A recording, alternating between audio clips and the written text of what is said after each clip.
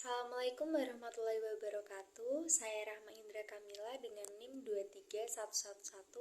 2311100003673. Yang pertama, saya akan menjelaskan yaitu produk sampo Sunsilk. Dan sampo Sunsilk sendiri yaitu merupakan sampo yang ditujukan untuk wanita muda terutama di Indonesia.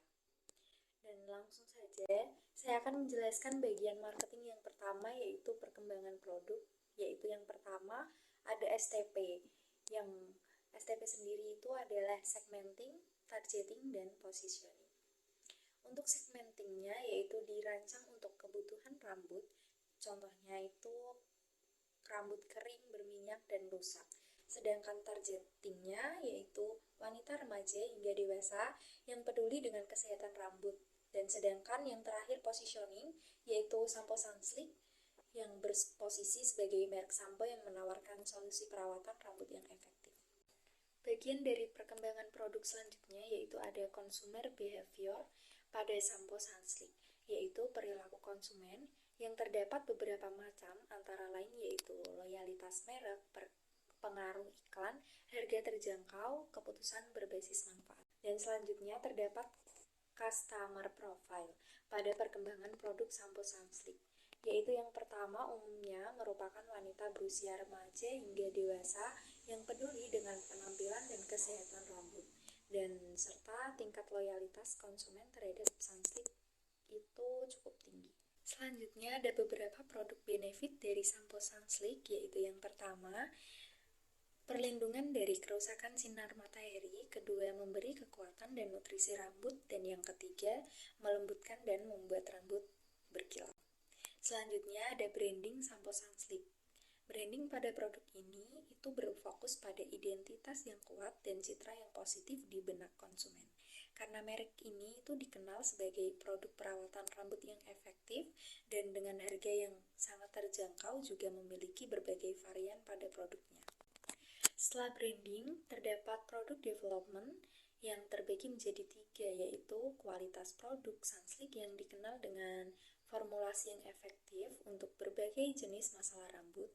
Kedua, kemasan sampo yang dirancang menarik dan fungsional.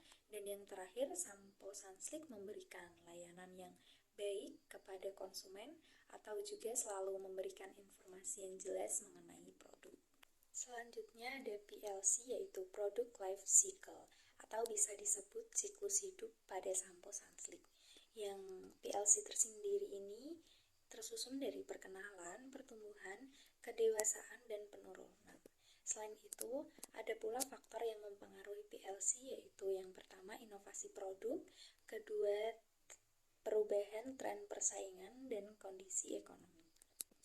Setelah PLC, terdapat diferensiasi sampo Sunsilk yang merupakan upaya suatu merek untuk membedakan produknya dari produk pesaing lain. Dan menurut saya, sampo Sunsilk ini telah berhasil dalam membangun diferensiasi yang kuat dengan beberapa cara.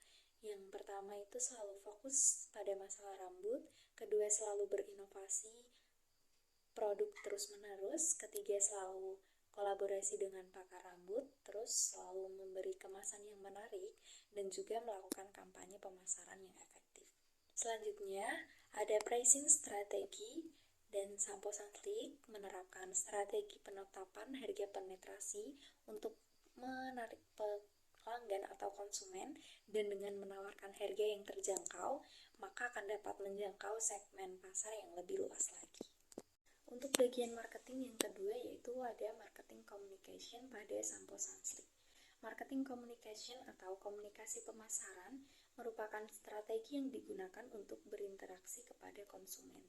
Dan bagian yang pertama dari marketing communication yaitu ada promotion mix yang mencakup elemen penting seperti iklan, promosi penjualan, hubungan dengan masyarakat, dan pemasaran langsung.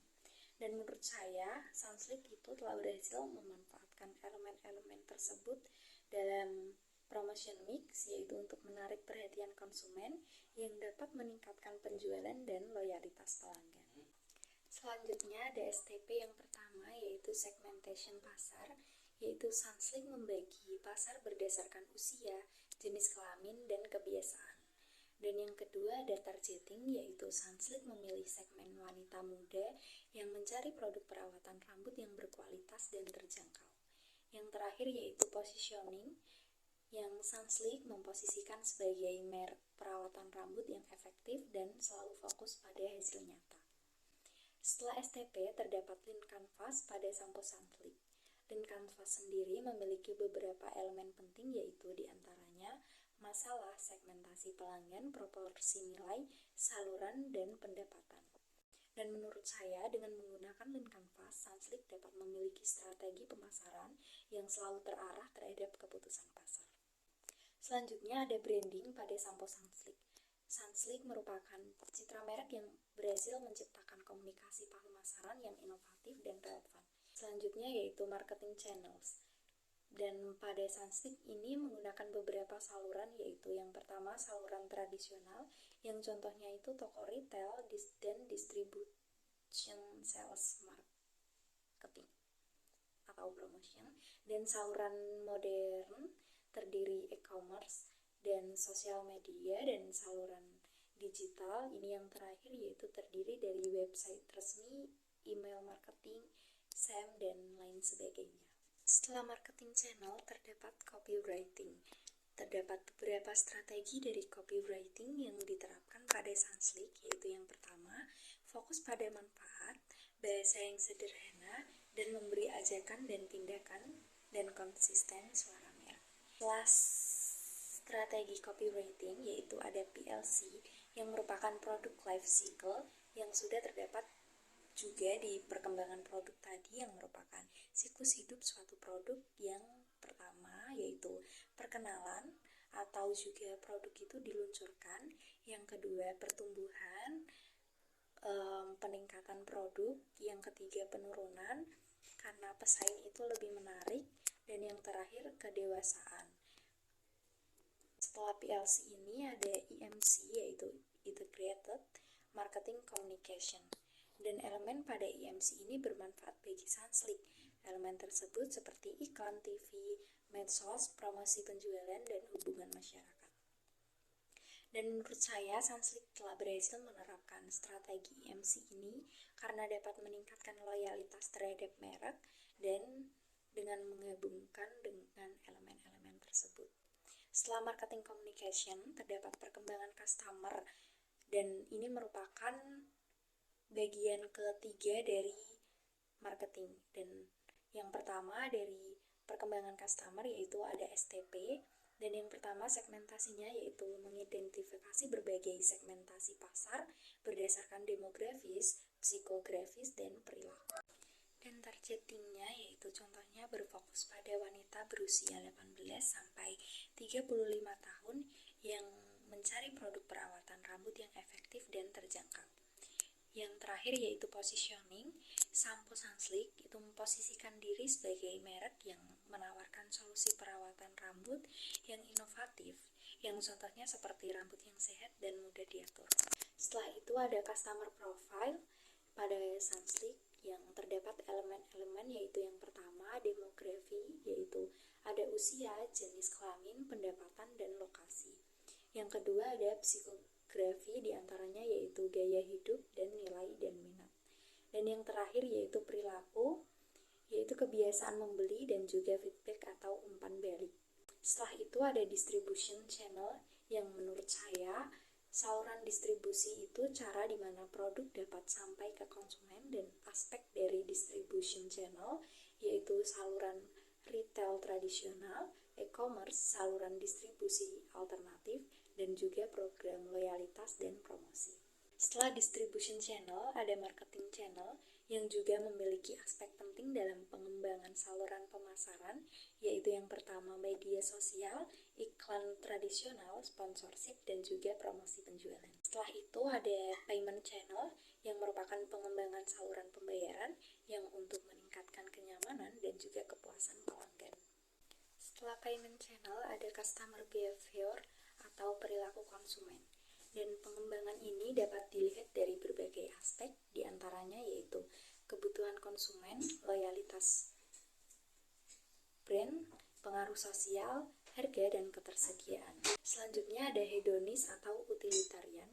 Dan hedonis berfokus pada pengalaman menyenangkan dan kepuasan emosional, sedangkan pendekatan utilitarian yaitu menekankan fungsi dan manfaat praktis seperti produk yang ramah lingkungan dan lain sebagainya.